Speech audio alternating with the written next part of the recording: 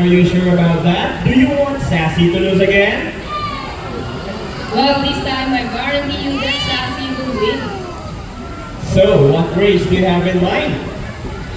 I want a ring race. And what is a ring race? The first bird who can wrap their rings into the bowl the fastest is the winner, and that is the ring race.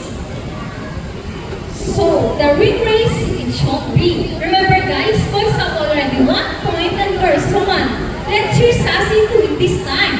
And we will doing this again. And this time, our ring race. Ready, set, go!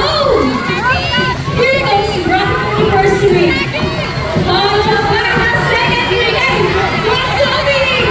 Sassy winning the 3 rings at the same time. How clever is that? And the winner is Sassy! Leader Mark, what can you say about that? 3 rings at the same time. Hey, you guys cheated! Oh, you think she did? No, we didn't cheat. Sassy used her brain.